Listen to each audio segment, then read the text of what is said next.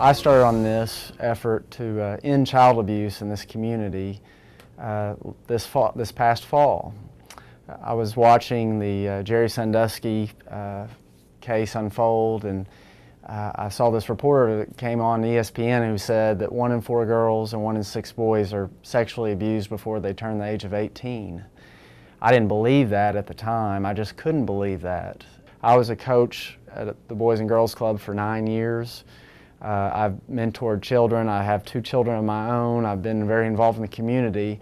Yet this was a complete shock to me, and it really upset me that I didn't know anything about this, and I also didn't know what was being done to prevent it. My role in Step Up, Speak Out was to provide the statistics regarding the numbers of child abuse in our community and in our nation, and the statistics are staggering.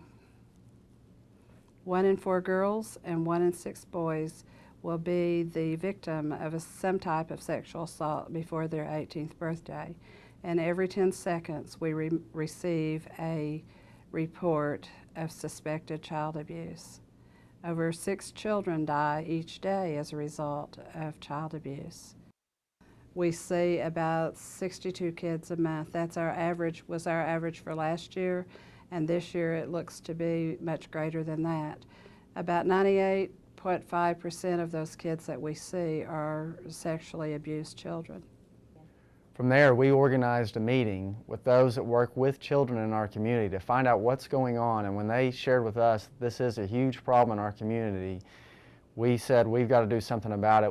I attended the meeting, and there was close to 40 people at this first meeting. I was shocked at all the referral sources that had come together to address the situation.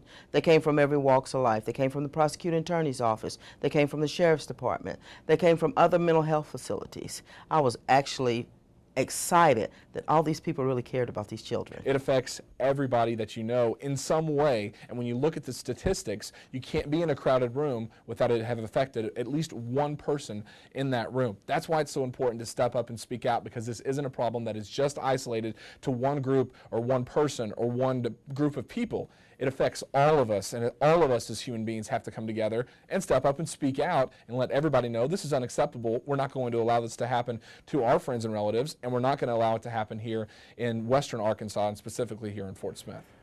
We had a great group of leaders in our community who stepped up and spoke out, and they helped us put this event on.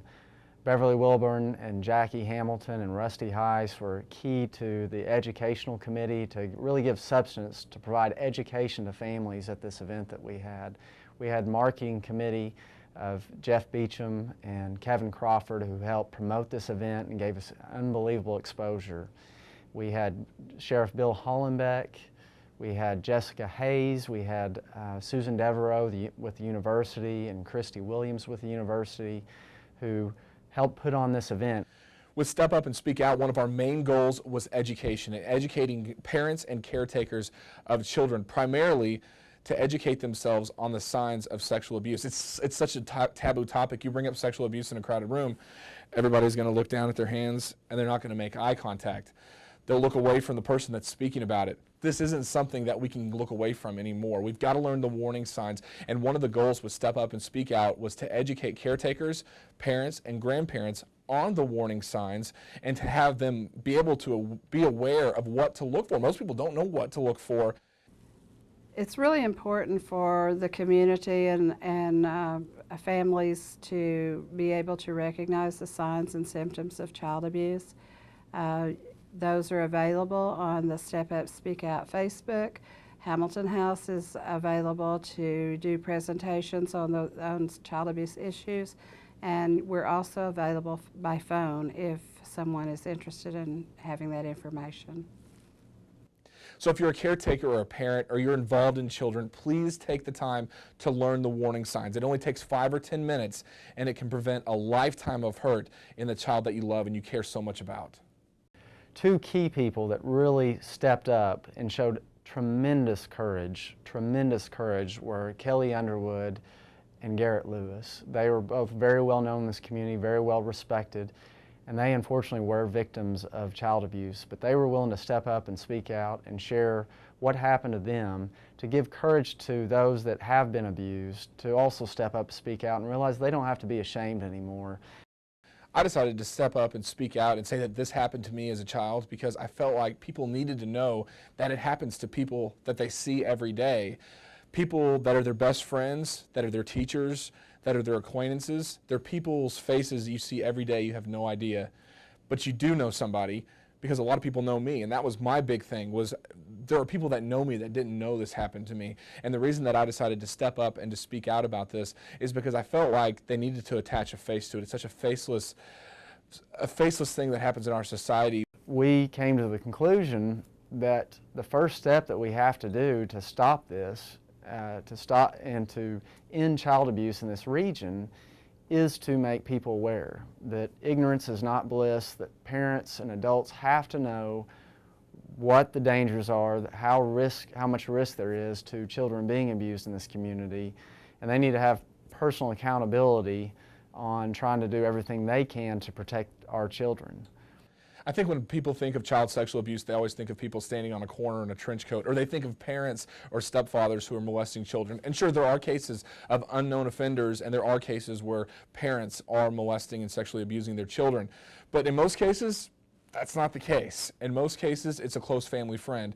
The stranger danger line is something that I think we should totally get rid of, simply because it's not a stranger. It's usually an acquaintance, an uncle, a grandparent, a close family friend.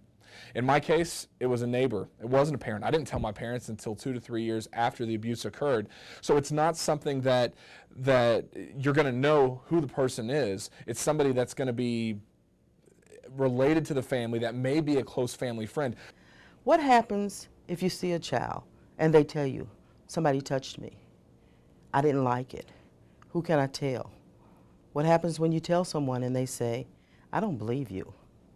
Where do you go? What referral sources do you know about? What we need in this community is more people to step up. What we need in this community is people that will be advocates for our children, that will share this message, be messengers, and make a difference in our community by telling people about what the problem is, to educate people on why it is so important that we're aware of child abuse in our community, that it's not okay to not know.